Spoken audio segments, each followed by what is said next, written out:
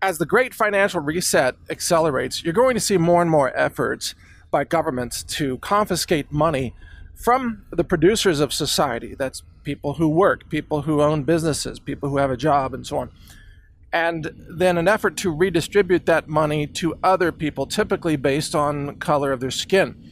So, for example, the reparations in San Francisco that are being very aggressively pushed, well, not just San Francisco, but for the entire state of California, are calling for black people to be given millions of dollars that is, of course, taken away from white people, in essence. This is kind of a South Africa situation where your ethnicity determines whether the government's going to rob you or whether the government's going to give you money. And also, of course, Democrats are the only people proposing such lunacy, but there's a Democrat in Colorado that is saying that white-owned businesses have to be taxed with an extra punitive white tax, and that this money should then be redistributed to people of color. And this is not ridiculed by the media. This is not ridiculed by anybody in the Democrat Party. This is a straight-up, sincere proposal from the left. And it shows that this trend is going to accelerate. Now, there are really two trends here that we've got to focus on. Trend number one is government taking your money based on your beliefs or the color of your skin, or let's say the fairness of your skin. And the second point is government giving out money to people as a form of stimulus to try to keep the zombie economy alive. Now, this stimulus is absolutely critical because without this stimulus, which of course involves all this money printing, you would already have experienced a massive global financial debt collapse. And in fact, it was the stimulus from the COVID years. Remember when they printed trillions of dollars and handed it out to people in America, and all kinds of foreigners even took advantage of that and got away with stealing hundreds of billions of dollars from the US Treasury and so on.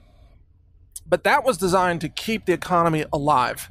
It wasn't designed to help the health of the American people. It was designed to keep the economy from collapsing. So both of these things are taking place in a very aggressive manner. And what's critical to understand here is that the first half of this, the money confiscation, can only happen when the government has access to your financial records, where they can just take money out of your bank account, which the IRS can do at any time. The IRS can just send a letter to your bank and say, seize this bank account, and the bank complies because, of course, the bank is licensed by the government. And without that licensure, the bank can't operate, obviously. So any money that you have in the traditional financial system can easily be confiscated, even completely outside the rule of law. Your money can be taken for unjust reasons, in other words. And it could be that you're fined for something, maybe some online speech. Maybe you said that you oppose transgender mutilation of children. Oh, $500 fine. We're just going to automatically deduct it from your account. Don't worry, we have your account number. You need to do nothing, right? That kind of thing. Or they could take your money for being white. They could take your money for being Christian. They could take your money for any reason that they make up. Maybe you're a gun owner. Maybe you're a Trump supporter. Maybe you believe in free speech, or you believe in the Constitution. You're going to be labeled an extremist. Oh, you're such an extremist for having these beliefs. So this is what is absolutely coming. Make no mistake. In fact, the process has already begun. Now, there's another circumstance under which they can do this, and that is, well, a declaration of war, and that they need everybody's money in order to fund the war effort. They can just take a percentage out of your bank account and they can call it a war tax. Literally, they can just call it a war tax. I mean, nothing is stopping them from doing that. And they can just say, okay, we're going to take, let's say, 10% out of everybody's bank account who has any amount over $100,000 in the bank. Can they get away with that? Of course they can. They'll just do it. Is it illegal? Of course it is. Do they care? No. Will somebody sue them? Yeah. And then that lawsuit will take many years to go through the courts, and then the courts will find that, well, of course the government has the right to take your money because it's not even really your money. It actually belongs to the bank the minute you deposit it, and thus you're just making an investment in the defense of America, and thank you for your investment. That's the way this is going to go. So just to be clear, they're going to take your money if they can find it. Now, this brings up the obvious question. What assets can they not confiscate? And the answer is assets that they can't see, assets that they can't find. For example, if you have physical gold and silver in your possession, they really don't know where it is. Now, sure, they might have access to a record of a bank wire that you sent to a gold retailer in order to buy the gold, but after that, they don't know where the gold is, and they can't electronically take the gold. Now, sure, they could perhaps send government agents to your house to demand you give them the gold physically. Like, we're here and we don't want you to be, hauled into jail now. Just give us the gold or whatever. But you could have all kinds of true and reasonable answers like, actually, I was robbed a month ago and the gold was stolen. And here's the police report, actually. Right? Maybe somebody broke into your house and you filed the police report. And you listed gold was taken and so on. So you just produced that paperwork and then boom, there you go. There's my proof that the gold was stolen. I don't even have it anymore.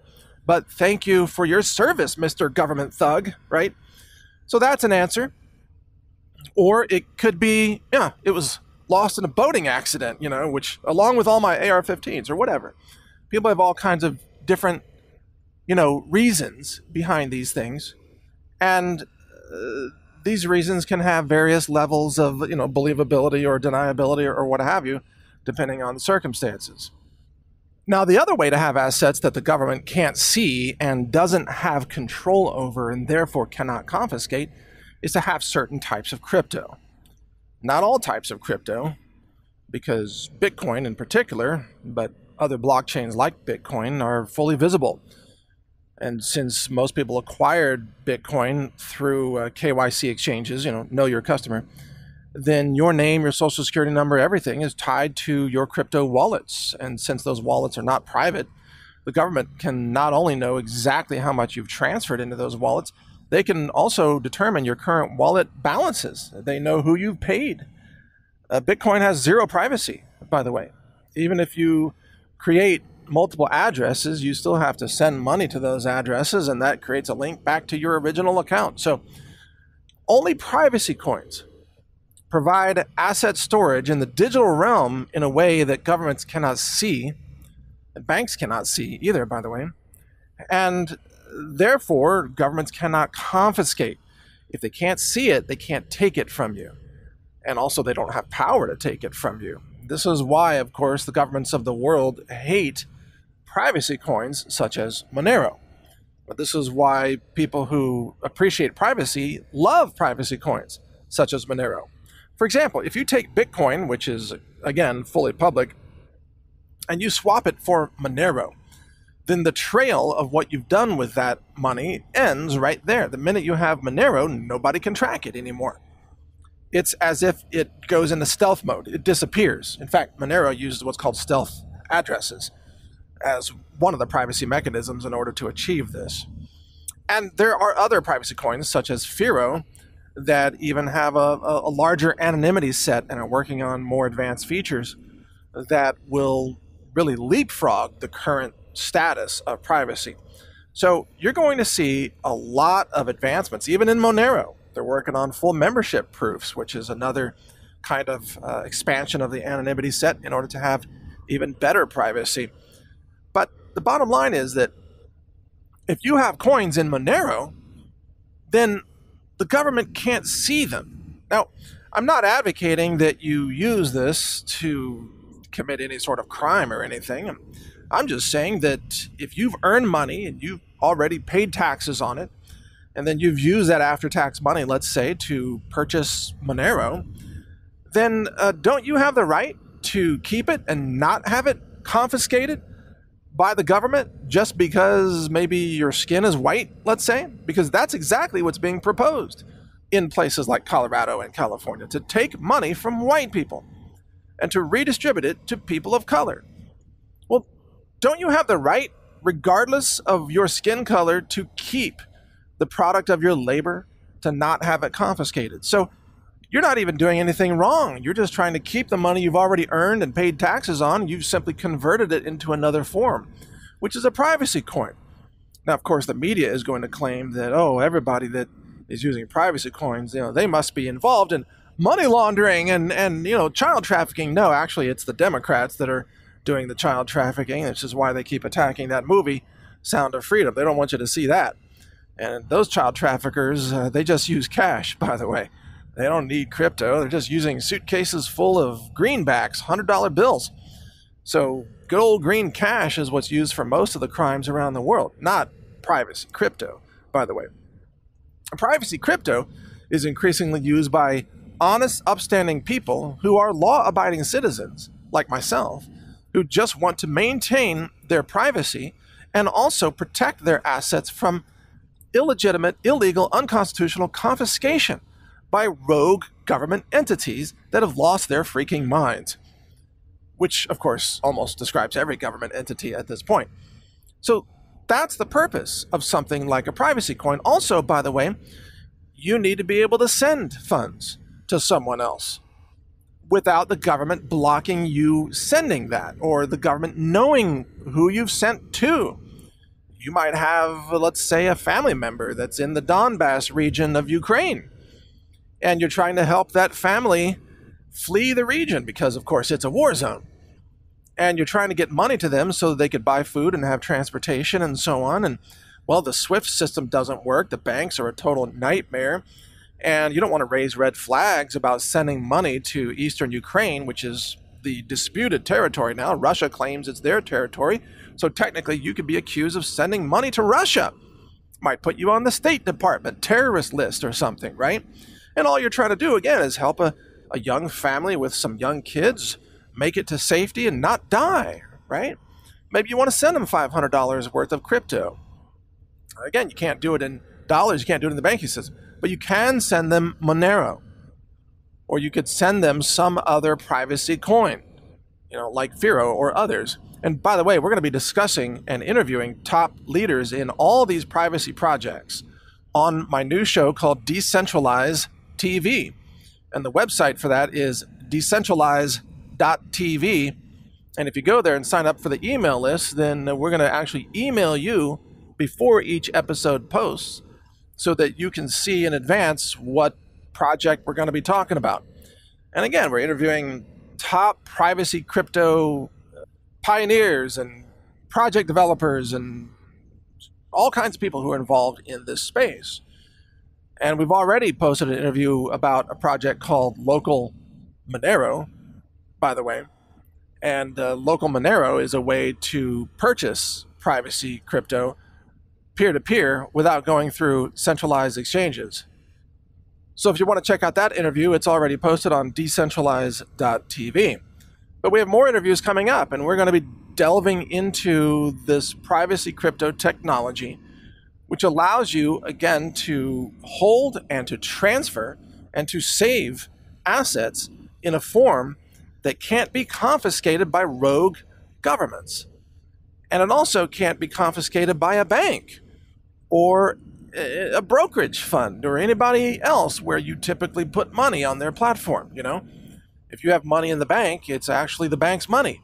And you just have to hope that they don't go bankrupt. You have to hope that they give you your money back when you ask for it. You have to trust the bank. And we've increasingly learned that, well, you can't trust a lot of these banks because they keep going under, right?